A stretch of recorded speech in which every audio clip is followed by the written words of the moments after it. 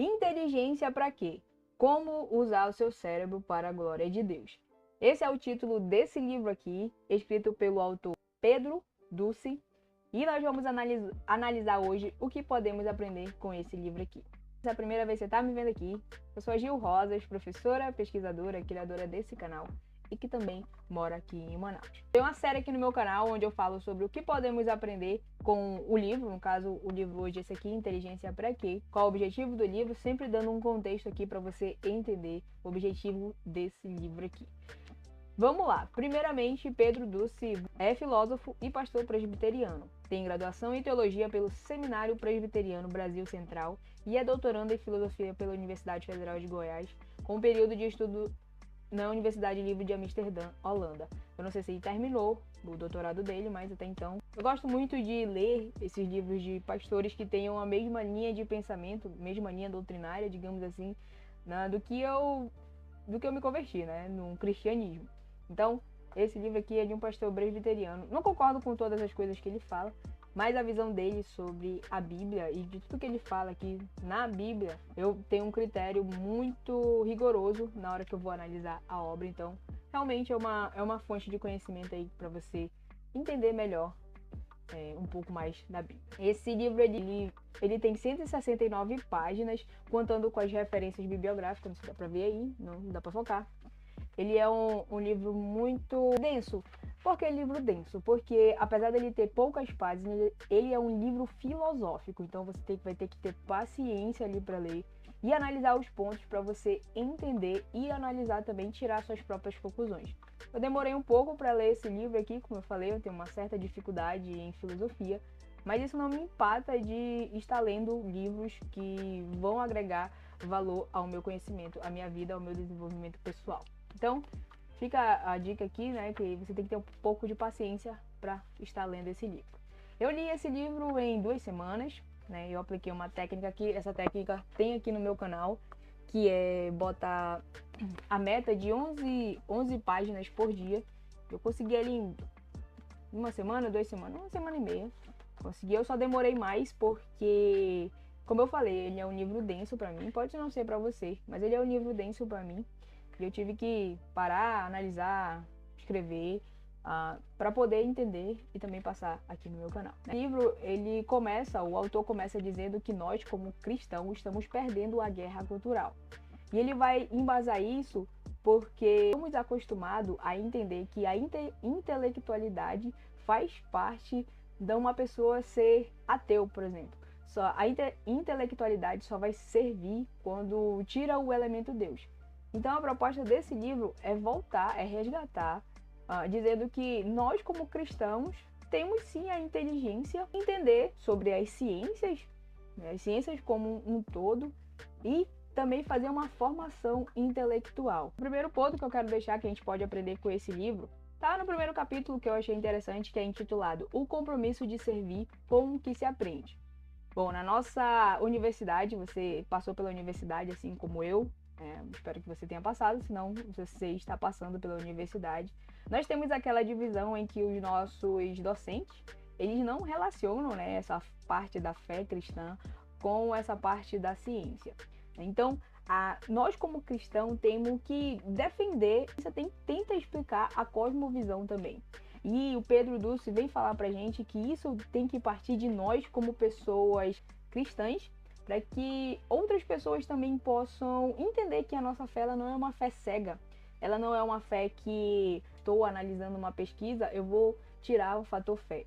Não é isso. Ele diz que a gente tem que aprender e pegar esse aprendizado para glorificar o nome de Deus. Importante, porque as pessoas precisam entender que, como eu falei, né? Nós não somos pessoas não pensantes.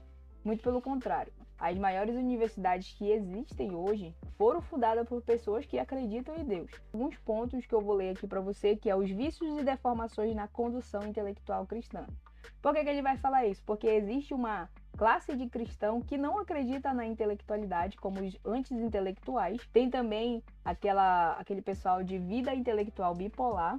Uma vida intelectual bipolar, quando ele fala que na igreja, na casa, perto dos amigos da igreja é uma coisa, mas quando chega na universidade, num ambiente mais científico, ele muda as suas crenças e as suas percepções de mundo. O segundo ponto que a gente pode aprender está no terceiro capítulo, o compromisso de conhecer a partir do coração. É tudo aquilo que faz a gente pensar. Então, o cerne desse capítulo, ele vai falar sobre quais são as intenções do nosso coração. Será que quando eu estou fazendo um trabalho científico, quando eu estou estudando na universidade, quando eu estou vivendo uma vida em comunidade, na minha vizinhança, será que a intenção do meu coração é para glorificar o nome de Deus? Ou eu quero, com aquela atitude, eu quero me vangloriar, colocar o meu eu na frente de Deus? Quais são as intenções que você tem com aquilo que você aprende? Como seres humanos, nós temos a tendência de sermos religiosos. É uma parte interessante, porque toda vez que alguém pergunta a minha religião, né, eu fico meio bugada assim, porque eu não sigo uma religião, eu sigo o que a Bíblia manda e o que Jesus Cristo foi e ensinou pra gente.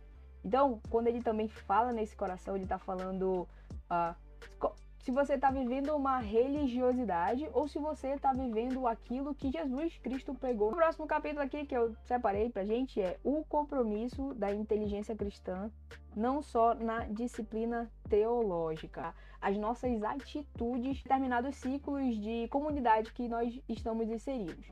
Por exemplo, como eu acabei de falar, se você é alguém diferente na sua universidade ou num ambiente científico, você está negando as suas convicções. Ou se você só é uma pessoa que estuda teologia e não, digamos assim, aplica aqueles conceitos que Jesus Cristo deu para você está sendo mais uma pessoa religiosa e não entendeu o propósito do Evangelho, que é a transformação, que é a aplicação daquilo que Jesus Cristo falou pra gente colocar na nossa vida. Então, essa parte de você só estudar teologia, só entender teologia, mas não transformação na sua vida, não vai valer de nada. Isso vai ser mais uma parte da religiosidade e vai te atrapalhar muito como cristão. E quando as outras pessoas olharem para você só vai ser mais um na multidão. Vou estudar bastante essa área de teologia, saber doutrina, saber a história da igreja, essa parte muito mais técnica, digamos assim, não vai te trazer retorno como pessoa intelectual e impactar, né, como eu comecei esse vídeo, na guerra cultural. Então, se você quiser ser um agente de transformação, não só estude teologia, mas também aplique tudo aquilo que Jesus Cristo mostrou para você, não sendo só mais um mantenedor de conhecimento, mas sim um repassador daquele conhecimento nas suas ações, na sua vida e no seu comportamento. Esse vídeo é um vídeo apenas para te incentivar a estudar esse livro aqui, ó, Inteligência para Quê? E aqui você vai tirar muitos princípios para sua vida, entendendo que para que você tenha uma vida intelectual, você não precisa ser somente um ateu, mas se você for um cristão e ter as suas convicções embasadas naquilo que o Evangelho de Jesus faz, você vai ser um intelectual muito bem sucedido. E se tu ficou até aqui, eu te agradeço. Comenta aqui embaixo o que você acha desse livro, se você já leu, se você não leu, que eu quero discutir com você também. Beleza? Então aperta nesse vídeo aqui que você vai ver outro livro que eu já trouxe aqui no meu canal, para você ler também e não ser aí mais uma massa de manobra e ter uma vida intelectual ativa. Eu te espero em alguns segundos nesse vídeo aí, ou então no próximo vídeo.